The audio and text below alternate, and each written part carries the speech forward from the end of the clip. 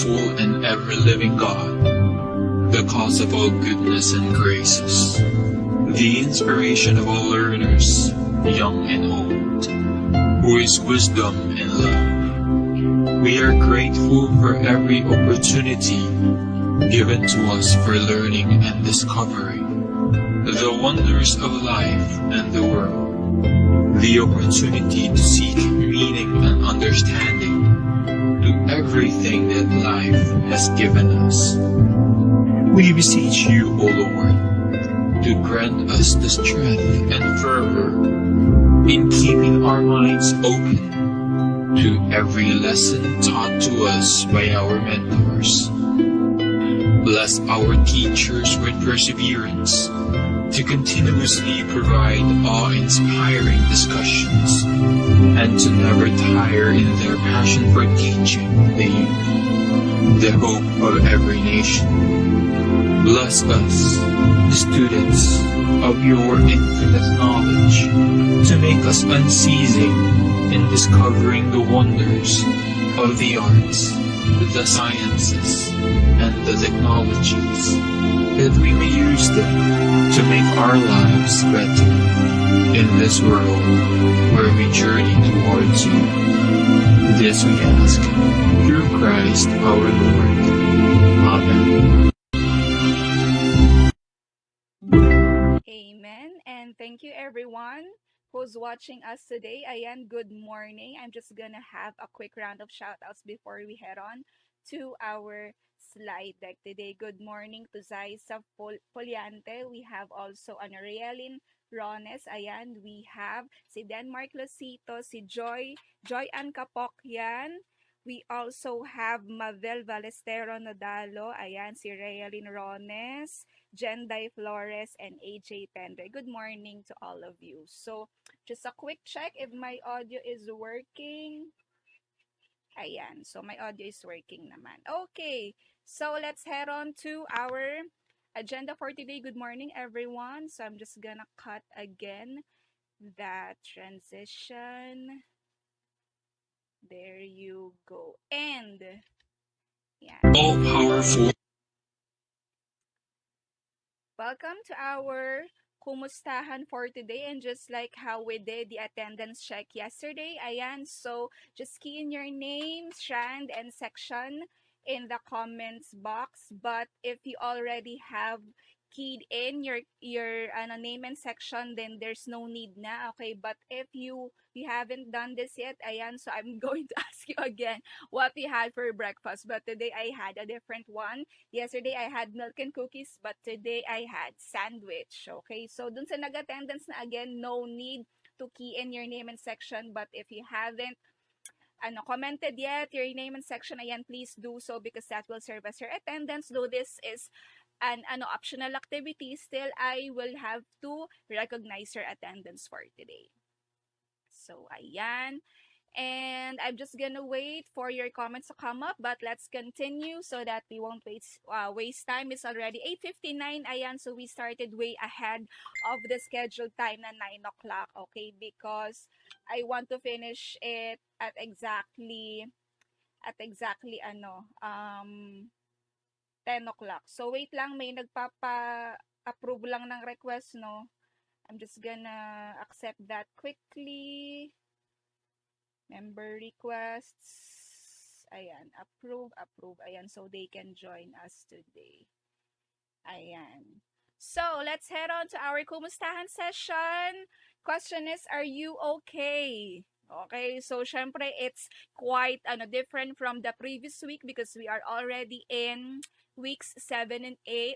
Weeks 5 and 6. Okay? Kasi nagpiprint na ako ng weekly home nyo for weeks 7 and 8. Ayan, so advanced tayo as teachers, but kayo naman ay doing na yung weeks 5 and 6. Ayan, so I am seeing that not everyone has submitted din yung outputs, but yeah, we are giving you time then to accomplish them completely. So, syempre kasi there are also submissions that don't have answers in them. So, ayan, I of course recommend you to submit them with answers, syempre, no? Para hindi hassle on both our ends. So, ayan, again, kumusta kayo? So, what's the state of your mental health? Again, just like the old times, if you're doing great, that's a red heart. Orange if you need help with something, yellow if you are ready to assist your schoolmates or classmates, green if you're feeling lucky, blue if you need someone to talk to, purple if you're ready to listen, brown if you're struggling with something, black if you're in a bad place right now, and white if you are healing from something. So let us know what is the current state of your mental health so we can assist you. Ayan, and so your classmates can be there for you as well. Okay? So, ayan, wala pa nag-share no, ng mental health status. Ayan, so we have AJ Pentre. Ayan, so healing from something. I hope that you are in a good place, AJ, and that we are praying for your healing. Ayan, so whatever that is, ayan, we are here for you to support you. So, thank you, AJ, for sharing. Ayan, so that's quite a positive state, no? She's healing from something. Thank you, AJ. Realin naman is ready to listen. Ayan, thank you, Realin. Ayan, so perfect dun sa pinagdadaanan ni AJ na healing from something. Thank you. Joy Ann naman here is struggling with something. Ayan, so Realin is ready to listen. Ayan, so now we can connect you with each other now once we know what your current state of mental health is. Thank you everyone for participating. And now we head on to, ayan, so medyo may konti tayong heart attack dahil nag-a-appear sa phone ko na waiting for internet signal, ano. So, ayan. This is our third time of live streaming, ayan. And thank you so much. Ayan, si Denmark naman ay blue. Ano nga yung blue? Sige, before we head on, yung blue eye, I need someone to talk to, ayan. So, since Realin is ready to listen, ayan, Realin, this is the time for you to connect with your classmates. Thank you for participating, ayan. And a big group hug to all of you, ayan, though we are not physically in each other's presence right now, ayan, please know that we are here to support you and to listen. Yan. So, listening remotely to your responses, ayan, and to what you have to say. So, thank you everyone. And now that we know already kung ano yung condition nyo right now and how it would affect your learning, ayan, so let's now go on to what we had previously in oral comm. So previously we had communication breakdown and strategies to avoid that communication breakdown. So basically these are the barriers to communication and what type of barriers do you have to avoid so that there won't be a breakdown or failure in communication. Ayan, 'di ba sa lahat naman ng bagay ay may barrier, 'di ba? Kahit nga sa pag-ibig, 'di ba, merong barriers. So there is also a barrier when it comes to communication, and of course you have to avoid that to avoid failure and misunderstanding. So now naman this week in oral comm, ayan, we'll have functions of communication and later on the nonverbal and verbal communication. So let's start off muna with functions of communication. So for our targets for the week, ayan, you have to determine by the end of the lesson the verbal and nonverbal cues that a speaker uses in order to achieve a purpose, and then to of course identify the purpose in a sample speaking engagement. So you have to identify what the purpose is, and then to utilize your knowledge on the functions of communication in analyzing various communication situations, plus examine sample oral communication activities that which is reflected in your learning task for this week, and evaluate the effectiveness of an oral communication activity. Ayan, that is what you will do then in that activity, in that learning task for this week, and to recognize the importance of different communicative functions in our daily life. So those are 1, 2, 3, 4, 5, 6 goals. Ayan, and I hope that because you have 1 week to do that, ayan, you will have na the time to achieve these targets in a span of 1 week. So in your module, ayan, there is a paragraph, right? There's an introduction, ayan, in what's in, what are the functions of communication. And in that paragraph, ayan, after that paragraph, that will be followed by an activity, ayan, which you are not required to do.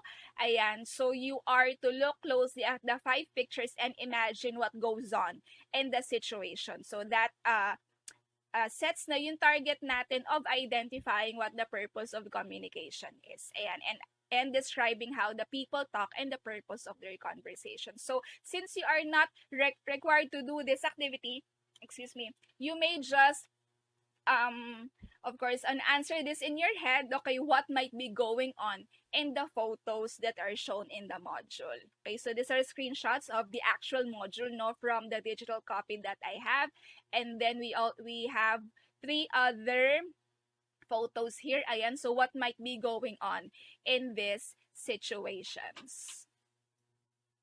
So after that, after what's in, ayan, we already have now what's new.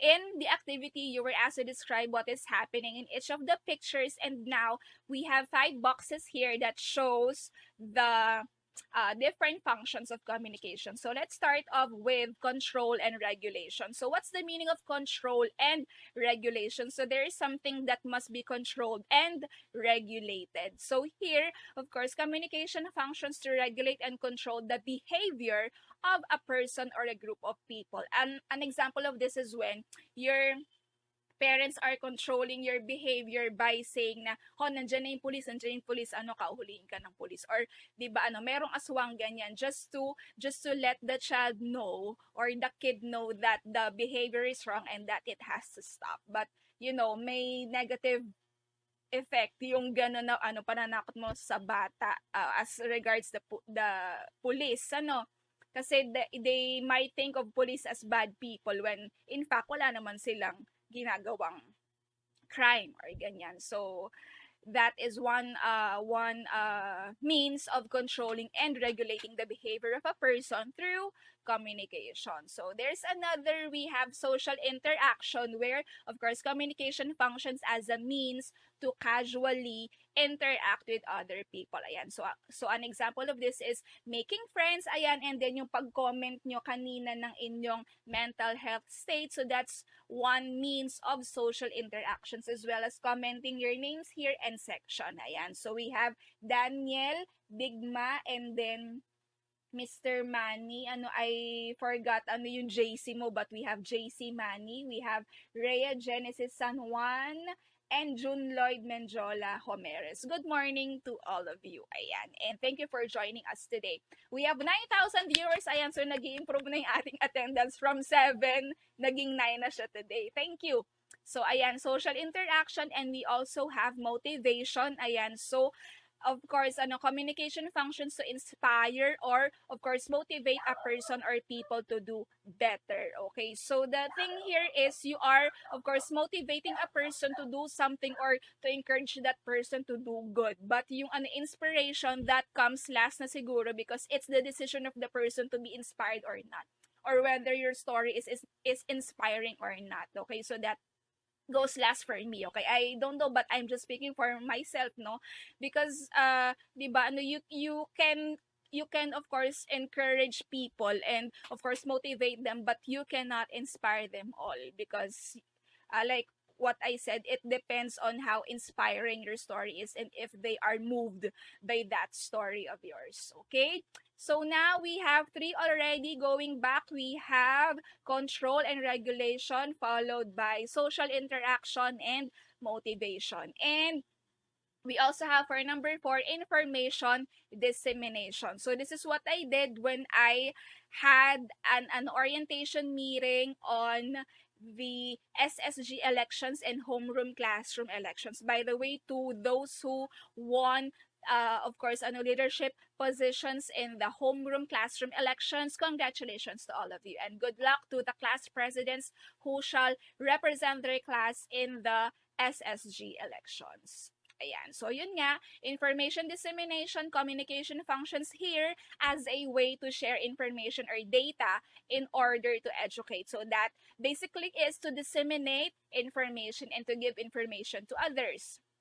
Number five, emotional expression is where communication functions as a way to connect to a person or people for the purpose of affecting them emotionally. So this is different from motivation, because when you say motivation, you encourage someone to do something, whereas emotional expression is just a way to release feelings or to vent out. Ganyan. But be careful if you are using this function, because not all people are ready to listen. That is why you need to do a rain check muna, okay? Like what I did, na you are asking the person muna if the person is ready to listen to you, or if the person is emotionally available to listen. Ayan. So if you are reading a lot of stuff about mental health, ayan, you will learn that if you are if you are wanting to vent out something on someone, ayan, so you should not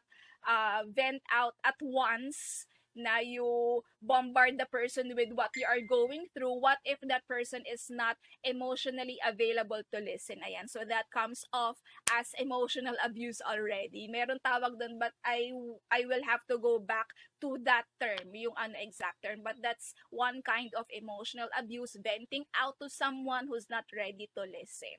Okay, so ayan. So we have already the five functions of communication. Ayan, and this is a paragraph, ayan, explaining how each function is related to each photo naman dun sa what's in na section ng module. Ayan. So you can read that, because like what I said kahapon sa ating kumustahan with all the grade 11 teachers and students, you need to read muna the material before you head on to the interview. Okay, do not go to the interview right away, or yung talk show with parents and family members, because you will not be able to identify which functions and which verbal and non-verbal cues were they able to use if you did not read the material.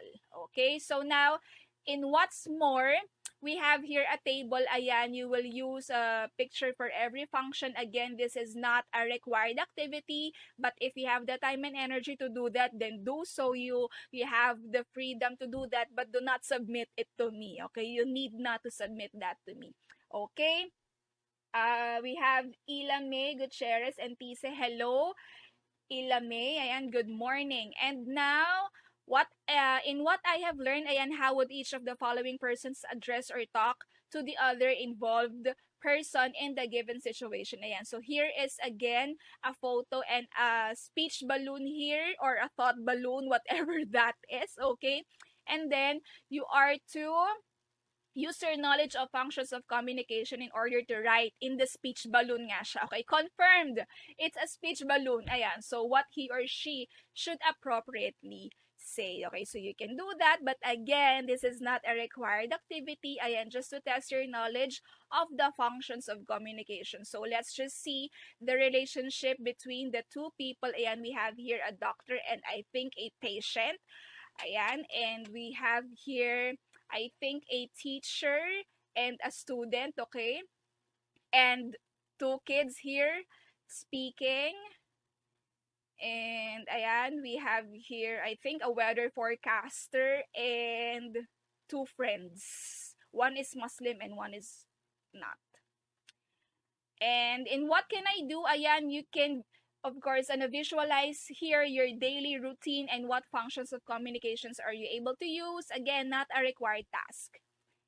Okay, and for the assessment, okay, you can test your understanding of the lesson by answering this, and then heading back to the answer key at the back of the module if you are done answering, just to check if you have learned something in that lesson.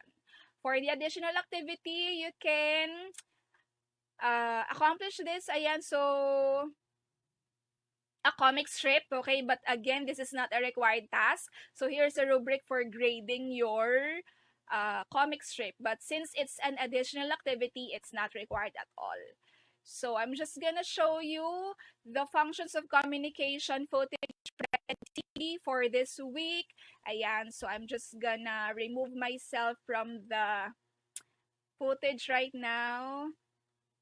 And so just gonna remove my view. there and let you watch the video in peace. Yeah.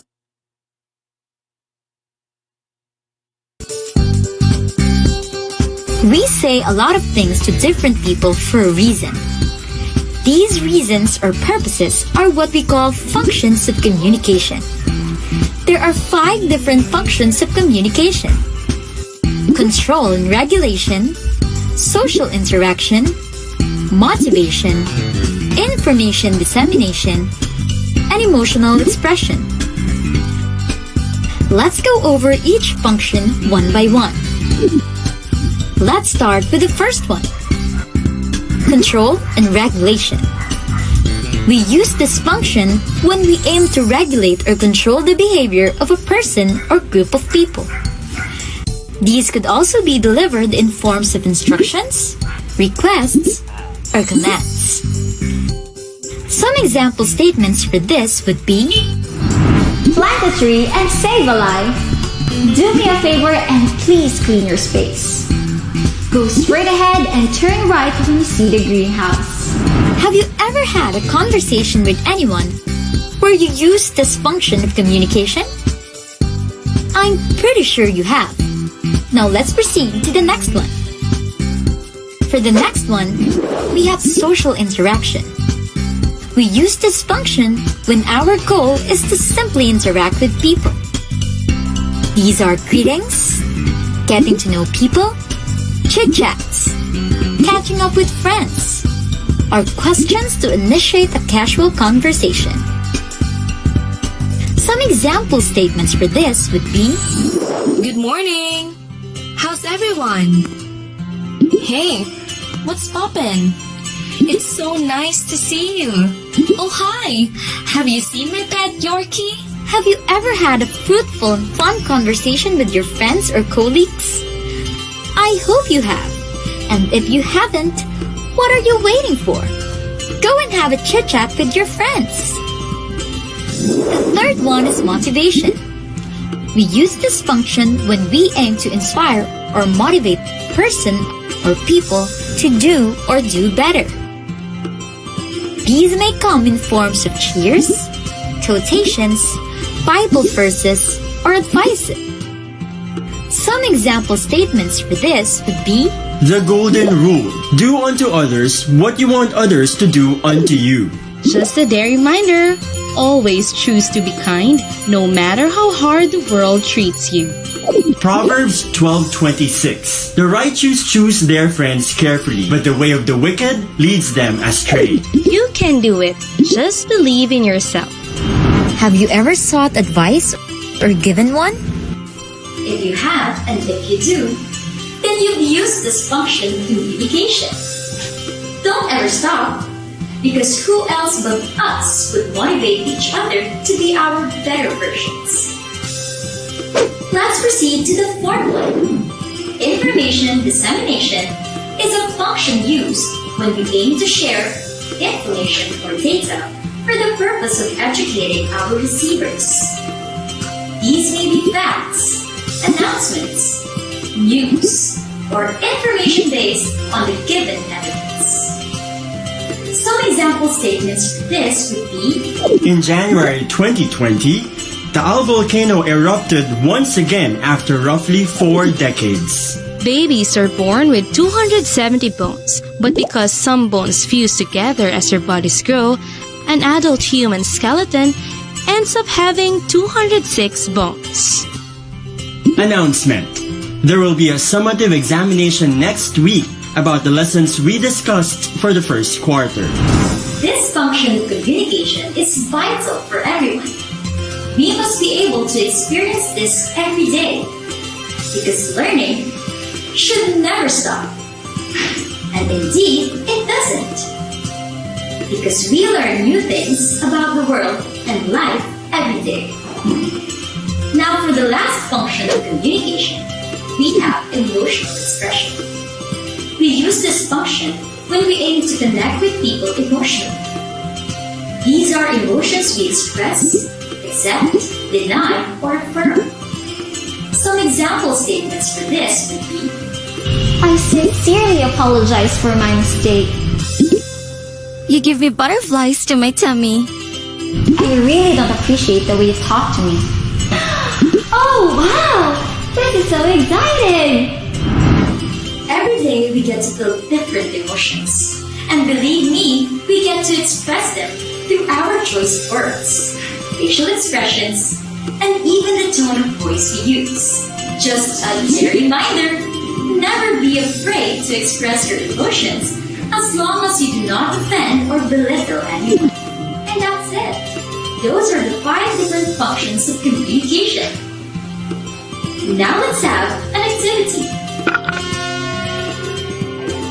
Take a clear Activity, no, because all we have to do now is to give you a lecture on that topic. And sorry for the burping kanina, no, ang lakas yata because I had too much gas right now. Ayan. I'm on my period kasi. So, hello ulit. Ayan. So, we're back.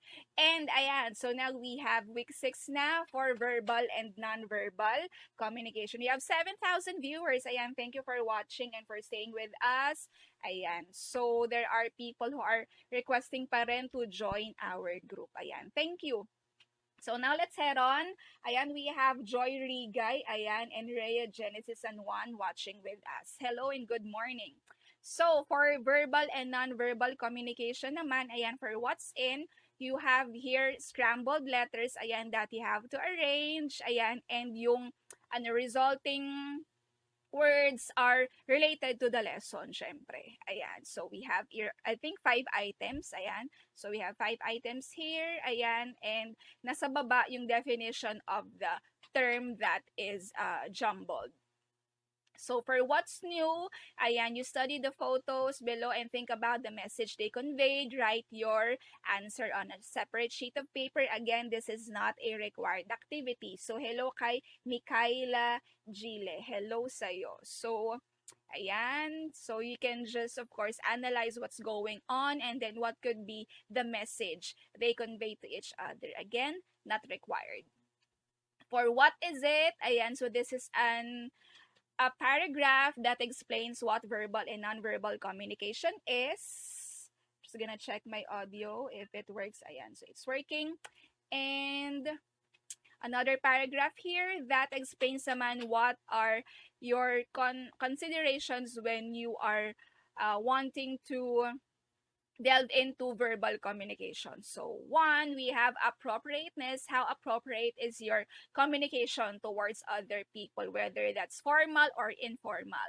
And we have here an explanation of what formal communication is, which is a type of communication used in formal, ceremonial, or dignified gatherings, meaning this is what's going on when there are formal events or gatherings. Here, the exchange of information is controlled, well thought out, or well planned as much as possible. Walang glitches dapat, and prepared. It also conforms to certain rules and conventions. When we say conventions, these are traditions or kung ano yung usual na nakikita in all the other similar events as defined by the goals and values of particular groups or organizations, most especially if the gatherings are organized by a certain religious group, by a certain political group, by a certain age group or cultural group. Okay, so it varies. For as long as it's formal, again, it's dignified, it's controlled, well planned or thought out and prepared. Okay,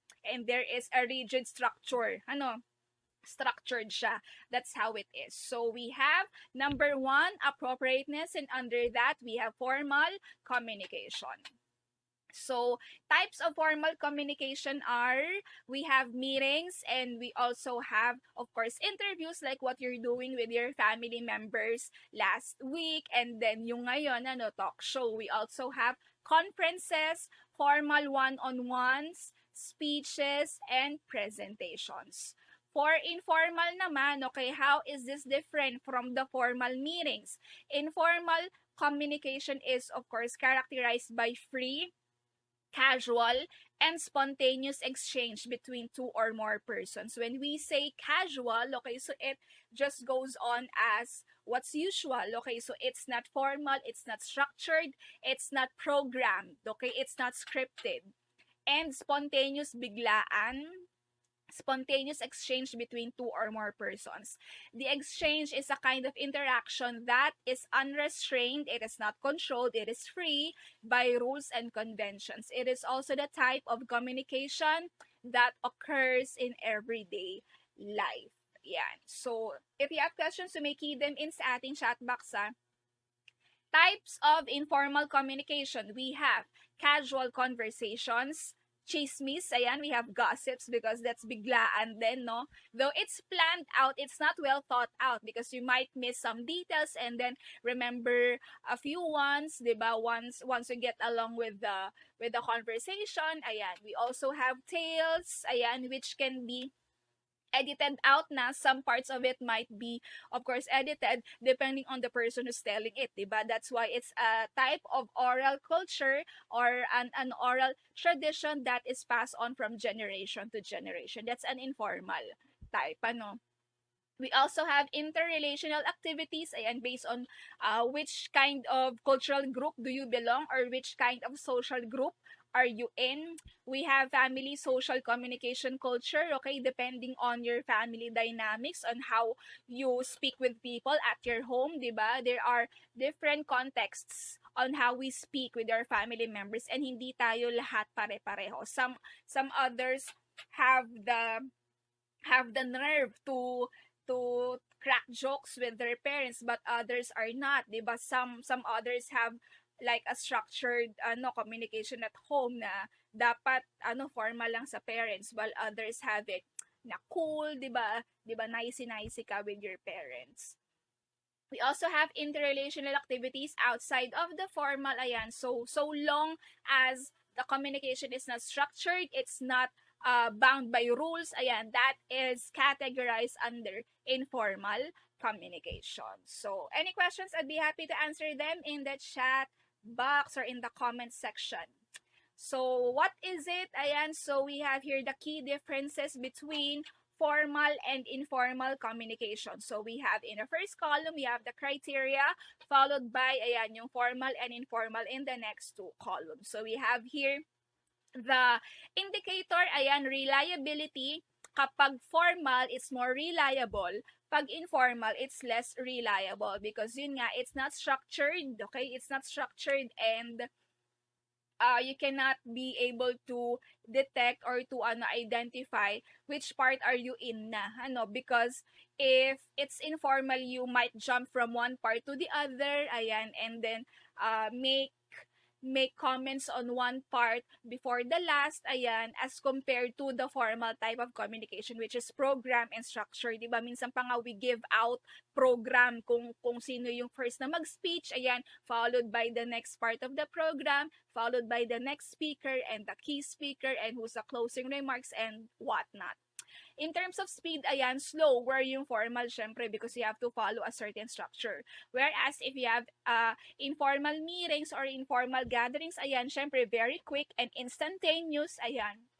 So, like us sa JCI, before we do formal meetings, we do the meeting before the meeting. So, we plan out what's gonna happen in the formal meeting kasi we do the parliamentary procedure, yung may gavel, and then super structured na kung ano lang yung nasa agenda, yun lang ang pag-uusapan. That's why if we conduct muna yung meeting before the meeting, which is informal, we tend to point out now which areas are we going to talk about and in which parts of the program are we gonna add yung additional agenda, because the other matters, kapag natapos na namin yung agenda na nakalagay doon sa hinhand out ng aming secretary, sa other matters lang kami pwedeng informal. So that would take us too long. Ayan, when it comes to speed, we have to wait until the agenda is over before we talk informally. So ganon. Kaya we plan that out prior to the formal meeting and so that we can identify which parts are we going to discuss in that formal meeting. Now, in terms of time consuming, ayan, so syempre of course for in formal meetings, it requires a number of different processes. Just like mass celebrations, or I do not know sa ibang religions, but if you attend formal gatherings in terms of religion, merong mga rituals, 'di ba? And there are different parts of the ritual that you have to follow before you close that ritual or you end that ritual. So, that's also the same when it comes to programs sa school, yung typical programs, 'di ba? Na prayer muna, national anthem before prayer, before checking of attendance, energizer, food for thought, and then the program itself plus question and answer, closing remarks, and yon, and na, or closing prayer, and then photo op, 'di ba? Ganun yung usual. And that's time consuming, but if that's informal, ayan, it requires very little processes, and you might want to do one process before the other without much structure. For the information flow, ayan, informal meetings, we do that through predefined channels. Ayan, so you set it out prior to the meeting, what channel are you going to use? Example, if we're going to have a meeting right now, I'm going to set that in Google Meet or schedule that via a calendar app, Google Calendar, so that it goes out to Google Meet, and then later on, once I save the recording, it goes now to Google Drive. Okay, so that's one structured information flow. Ayan, so it is through predefined processes, and then, di ba, later on, yung Google Calendar, I can set that out, send that out to invitees, di ba? I can send that to their emails, ayan, via their Gmail, ayan, and they can receive now the invitation. So that's one type of information flow if we do it formally. But if we do it informally, it moves freely, di ba? You can just send out the link to stakeholders or meeting attendees by sending that to the GC, sending that via personal message, or send mo na lang yung link just sa mismong araw na kung kailan may meeting, because that's informal, okay? Just like if you are inviting people to attend a wedding, 'di ba? So hindi na yung usual, usual na you send out invitations through mail. Ayan, so you can just upload a photo of your wedding invitation and then tag people there. That's informal, okay?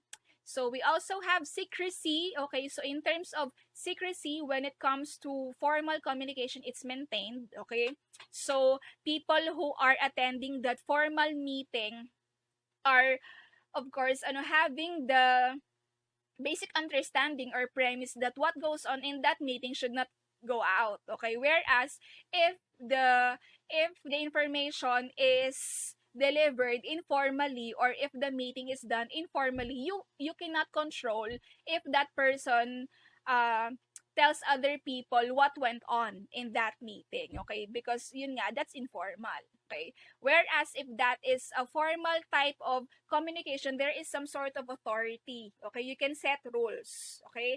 And that's why secrecy is maintained within that group only who did or who have conducted the formal gathering. So, yeah, that's it. That's the key differences between formal and informal communication. But if you can point out things that are not included here, then you might want to share them in our chat box. Ayan, we have Riza May Kakam. Hello sa'yo. Good morning. Now, heading on to, number 2, we have brevity. Speakers, of course, frequently opt to use simple and precise words in delivering their message. This is brevity. So, simplest words, conciseness as possible. It can be achieved by using more direct and clear words and avoiding beating around the bush. Ano yung beating around the bush? Meaning paligoy-ligoy ka. That's an idiom. It is saying more with less words. Number 3, we have clarity. Clarity refers to using simple yet exact words that directly express your thoughts and emotions. So medyo parang similar to doon sa 7 C's of communication natin. Yung conciseness, clarity, courtesy, consideration, and all the others. Ayan, clarity warrants that the purpose of the message will be successfully delivered to the audience because you have to be clear.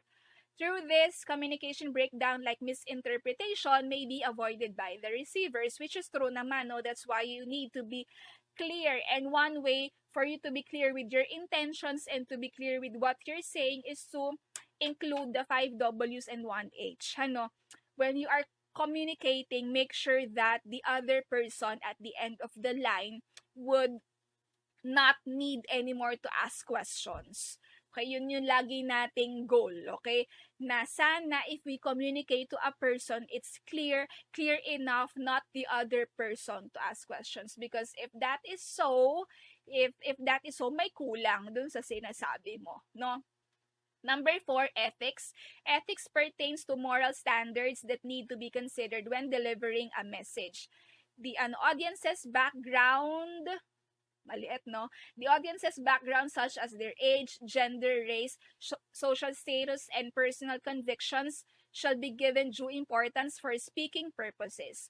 As a speaker, one of the prerequisites that you need to do is to know your audience first. Ayan, you will learn more about this as we go along with the module and once we delve into speech writing. Okay, so dyan na natin malalaman how to know your audience. By doing so, discriminatory acts leading to biased judgment that may unintentionally be committed by the speaker will be avoided. So here we are talking about political correctness. When we say that you are politically correct, okay, hindi ito related sa politika, but when we say political correctness, it is speaking positively without offending any age group, any gender group.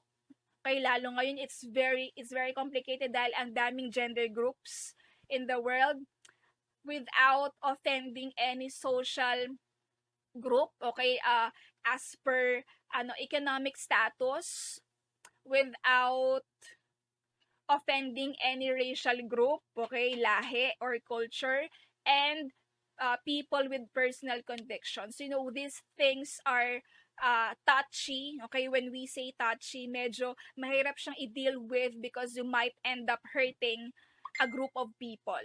Okay, so ayun, you might want to look for examples on the internet how to avoid political bias or gender bias, age bias, gender bias, and whatnot. And the key there is to always maintain political correctness in what you're saying, okay? Whatever type of communication that is, whether that's written communication or oral communication, okay? So avoid bias judgment and yun nga, offending these groups of people, because if you end up hurting one person from that group, ang magiging ending, buong group na yon galit na sa'yo and they might throw you out. Just like what happened in Cebu, parang may singer ba, si Ramon Bautista, parang may comment siya about Cebuana people, parang ganyan. I just do not remember the full details, but you might want to look it up, na meron siyang comment about a certain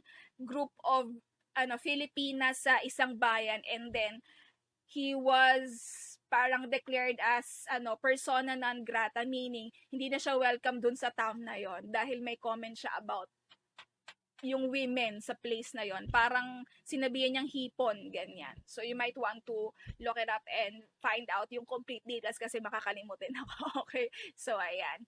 And now we have number 5, we have vividness. Vividness refers to words that make the conversation or exchange of information lively and vibrant.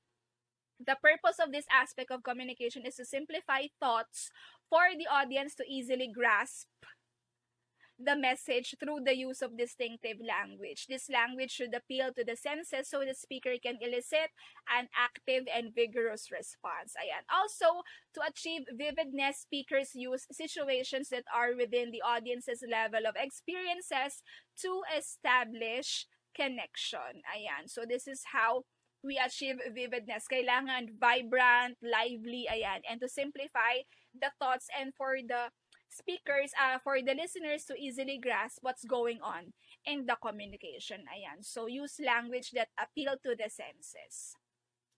So, ayan, now we're done with those considerations and now we head on to nonverbal communication. Nonverbal communication is a topic that is close to my heart because it's my topic when I applied for a senior high school teaching post. So, yeah, nonverbal communication refers to a collaboration of movements that does not require any spoken words in order to convey a message. Okay, so this incorporates actions such as hand gestures, body language, facial expressions, stance, yung tayo natin, yung aura natin, or yung tindig, okay, that's stance, appearance, and others in order to convey a message. All these things convey something and mean something. Whether you can see it as parang wala lang yan, it doesn't mean something, but in other people, that means already something, no?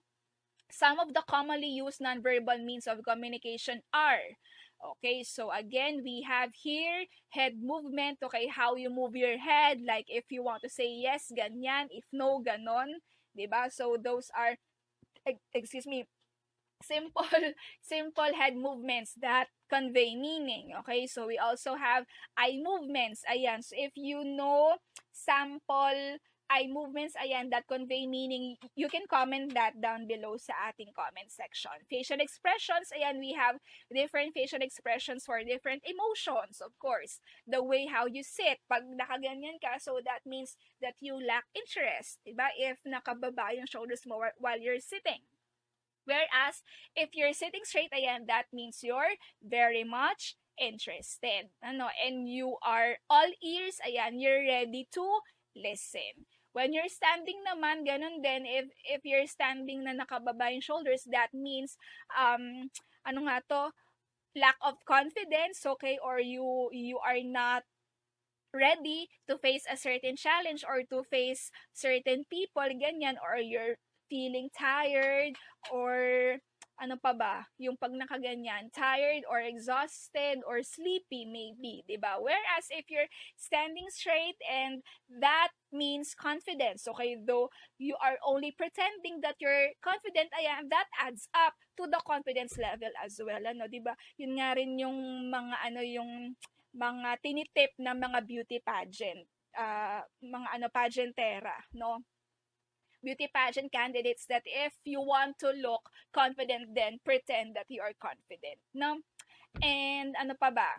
Sitting, standing, walking, okay, hand gestures, ayan, so I told you last week that you have to find out if there are hand gestures that are not accepted in other countries, like this one, if this looks cute in Korea and in other Asian countries, sa isang certain country in the world, ang meaning nito ay like the middle finger, ano? Ayan, we also have attitudes and or behavior to specific situations, manner of dressing, ayan, that means something then, ano, how you dress up, diba? So, we also have tone of voice, how you speak to people, ayan, and all the others. Importance of nonverbal communication. Why is that important? Number one, it makes the message more meaningful. It expresses the message without the use of words. Like ako, I'm very fond of emojis. So emojis help me to express my message clearer, diba? So I can avoid miscommunications kasi I always come off as suplada, masungit, mataray, ayan. So to avoid that, ayan, yung I might come off as impolite, ayan, I use emojis. Pero let us not use emojis all the time naman, as in excessive use of that, because it turns off people in authority. Okay, if you're speaking to a person in authority, wait for that person in authority to use emojis before you do. Okay, yun yung tip ko doon. If you are fond of emojis, don't use an emoji if you are sending an email to apply for a job. Okay, and if the conversation goes informal, ayan, wait again for the other person to use emojis before you do. Yeah. And, ayan, so makes the audience more enthusiastic, ayan, because you are expressing your feelings with the use of nonverbal cues. It defines the kind of speaker one is. Of course, you are a more effective speaker if you are using both nonverbal and verbal cues effectively, pagsabay mo siyang ginagamit. It makes one a dynamic speaker, meaning you are open to changes. Ayan, it makes you dynamic. It gives confidence to the speaker because yun nga, you can use both modes, and then you are free to use both verbal and non-verbal communication cues. Ano, it adds color to a speech as well because you can avoid dull moments. Ano, it connects the speaker to the audience, lalo yung eye contact, that's very important, and yung hand gestures that show that you are open. Ano, kasi if you show hand gestures like this one, okay, people won't listen to you because that means you're defensive. Okay? So, ayan, yung hand gestures na you're open, ayan, that means you're welcoming. Pag open arms, lagi, ano, you're welcoming, and you are open to questions, to suggestions, ayan. Ano pa, it gives the speaker a variety of ways to deliver his or her message because yun nga, you have the best of both worlds. You have non-verbal plus verbal communication. Okay? I hope everyone is still up, ayan, and still listening. We have 8,000 viewers and 15 minutes to go. Ayan, konti na lang. Next up, we have an activity here. Ayan, again, this is not required for everyone. Ayan yung ating watch and learn. But the task here is you are to identify, to watch itong footage na to. Ayan, based on the episode title and then yung newscast and then airing date. So you can trace that on YouTube. And then yung type of communication used and observe verbal activities. And then you will do that on your own. Find type of newscast, ayan, and then identify yung verbal activity and then type of communication use. That's also the same in the next activity, but again, you're not required to do that. Ayan, we have Rayalyn, Saiza, and Denmark watching us right now. Hello. So, ayan, ganun din sa Lend Me Your Ears. Ito naman, radio show or program airing time. Ayan, again, not required. For what I have learned, this is to test your understanding of the topic, ang ating functions of communication and nonverbal and verbal communication. So, fill that out, okay, based on how you understood the topic. May word bank naman dito, but again, not required. Okay? And if ginawa nyo, don't submit it to me, okay? You do not need to. So, eto na. So, what can I do? Ayan, so this is the original task, but I tweaked it a bit, ayan, to suit your needs. Ayan, so that's why this week in Oral Comm, we have our targets, ayan, as shown in the learning competencies. And then, dito tayo mag-focus sa learning task.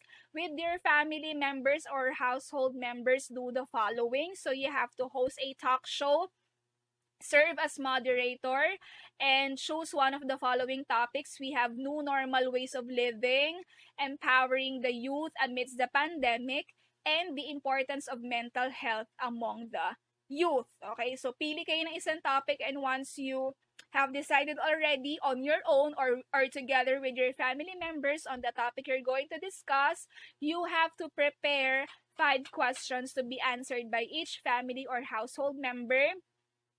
Run the talk show for 15 minutes, and closely observe the presence of various functions of communication by the interviewees. Also, you have to closely observe the different verbal and non-verbal cues used by the interviewees. Ayan, kaya nga dapat sinasabi ko, alam nyo yung functions na verbal and non-verbal cues. Binasa nyo muna yung module before heading on to the interview proper. Also, you have to evaluate the performance of the interviewees using the rubric on page 61 of your module. If hindi naman pare-pares yung page 61, pwede nyong tingnan sa activity sheet, nandun na mismo yung rubric. Ano? And, eto nga, medyo may konti tayong mistake. You write a short essay, 250 nandito, pero ang susundin nyo yung 100 words na sinabi ko rin kahapon, no? Again, a short essay, 100 words as a reflection from the task, focusing on the verbal and nonverbal cues and functions of communication. So, ayan, you have to reflect what went wrong, what went good in your talk show.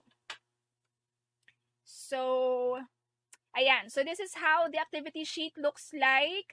Ayan, may instructions dito, week's number and the activity number.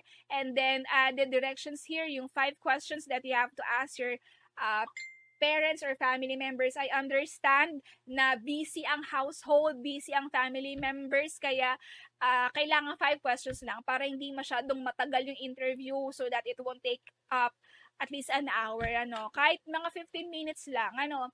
Closely observe the presence of the functions of communication. Ayan, anong meron, ano, and how were they able to do those functions.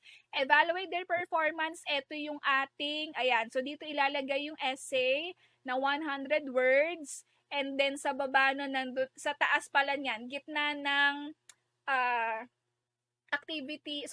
gitna nung essay and nung questions, doon ilalagay yung rubric. Ano, the rubric is there for you to rate your family members. Ayan, we're almost done. I'm just gonna check the messages right now if there's an important message. Okay na. Okay, going back.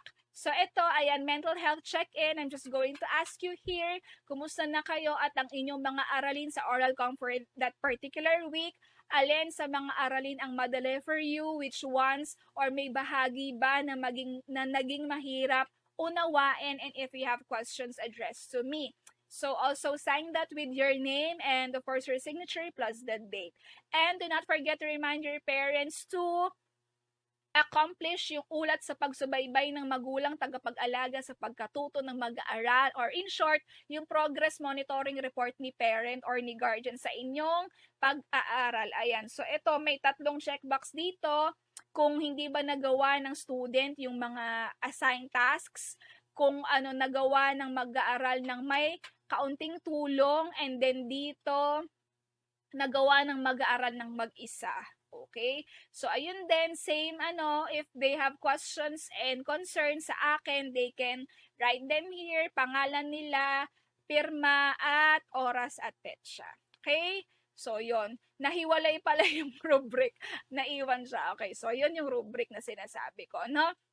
So, you're going to rate your family members as for their choice of words, use of creative words, nonverbal cues, ethical standards, feelings, attitudes, and perceptions, and how they were able to communicate that successfully, communicating meaningfully, and use of simple words which are easy to understand. So, lahat ng to, nire-reflect nito yung considerations in communication that I mentioned earlier. So, yan. And 5 is the highest, ayan, followed by 4, 3, 2, and 1. Add up the scores, ayan. And eto. So, this tells na what kind of communicator they are. Okay? So, yon. For the assessment, you can check your understanding of the topic by accomplishing this. But again, this is not a required task. Okay? Di siya required. Ayan. So, if you have any questions, we can accommodate that in the last 8 minutes of this live stream sessions. JD Corpus is watching us today. Hello, good morning, as well as AJ Pendre. Thank you for staying with us. And with that, good luck to you, modular legends. Ayan, dahil mahilig kayo sa ML. Ayan, so if you have questions, you can just ask me. Or yun nga yung ating policy na ask 10 people before me. Ayan, next week in Oral Comm, we have the types of speech context and the type of speeches and speech style. So, in our next few sessions, siguro beginning weeks 9 and 10. Ayan, weeks 9 and 10, mag-start na tayo na pa-call. Okay, so I'm thinking if we can use Google Meet or Facebook Rooms, parang mas okay na mag-stick na tayo sa Facebook, no? So, I'll be testing out things muna before we head on to the final thing, but those are my options. Again, Google Meet or Facebook Room so that we can speak to each other and communicate because malapit na tayong gumawa ng speech. Gagawa kayo ng speech and then you have also to know what speech style is. Because at the last part of this subject, you will have to write a speech. May speech writing tayo and speech delivery. So, yon. We are hoping that we can do speech delivery. I'm very hopeful kasi nga modular tayo and siguro kung meron man, baka 10 lang, pero sana kahit half of the class would be able to deliver a speech so that we can really test if, what kind of oral communicators are you? Because yun nga, ang title ng subject, oral communication and context. So again, we are doing the tasks with least possible pressure on you dahil yun nga, ang pinili ng karamihan ay modular. So, for those who will be delivering their speeches, ayan, that's voluntary, ano, hindi naman kayo required. So, ayan, thank you for staying with us and let us know how we can support you by joining these support groups. Ayan, we have, this is also serving as a help center for all of us. Ayan, for ACAD and for TVL. Ayan, we have Oral Comm 2021, ACAD ABM, Oral Comm 2021, TVL HEICT. So yon, you can join our groups, Barasenyo Nation and Barasenyo Oral Comm. In our group, dito mismo sa Oralcom, you will find learning materials, modules na PDF, modules na converted to image, ano pa ba, live stream sessions, episodes ng Itulay at ng DepEd TV. Later, see you at 4 p.m. sa Itulay, 4 o'clock to 4:40. Ayan, and check out our socials, DepEd tayo, Blue Rizal, Baras Senior High School. Ayan, make sure to follow our official school page para you can be updated. Ayan, don't forget to like and share din yung updates natin so that more people will know about such updates. Also, support our SSG page. Currently, we have 900 likers. Ayan, sana madagdagan pa. And we also have yung ating page for DepEd Youth Formation, DepEd tayo Youth Formation, Baras Senior High School R4A, where we post youth-related concerns and updates. Ayan, quick reminder din to join, for you to join ang ating Barasenyo Youth SSG elections. Congratulations to all of those winning class presidents who were elected yesterday and ongoing pa rin siya today. Congratulations, and automatically you will represent your classes in the SSG elections. Currently, dun sa sinabi ko sa inyo na kailangan ko ng 8 na COMELEC members, 2 pa lang yung nag-pledge na maging member ng COMELEC. That's 2 for grade 12. Kailangan ko pa ng 4 na COMELEC for grade 11 and 2 pang COMELEC for grade 12. So, hindi pa ngayon, siguro pagtapos ng elections, those who won sa iba pang positions other than the president, please volunteer to be a member of the COMELEC kasi kulang pa kami. Thank you so much. And ayan, homeroom class organization elections officially began yesterday. Congratulations and thank you to all the candidates who participated as well as the voters. Syempre, walang na-elect kung walang voter. Thank you sa inyo. And special thanks to your class advisors as well for helping out the COMELEC in facilitating the remote elections. And this is syempre in preparation for the SSG elections scheduled in between October 4 to 17, 2021. Ayan, so virtual siya. And I saw a few class advisors who did the elections via Messenger chat, Messenger poll, Messenger rooms, Google Meet, and Google Forms. And some did a mixture of these platforms. Thank you so much to your class advisors and to you students as well. And with that, ayan, so syempre it's very important for you to coordinate with your class advisor all the time, not only during the time of elections. Ayan, that is why we need for you to show up and exercise your right to vote. And with that, thank you so much. Wala na bang questions before we end this session? Thank you everyone for joining us in our live stream session, and to know more about me and what I do, check out my socials and I hope to get you more too. Let's engage. And that's it. Goodbye and thank you class. And let's end this meeting with a prayer and see you around. Thank you.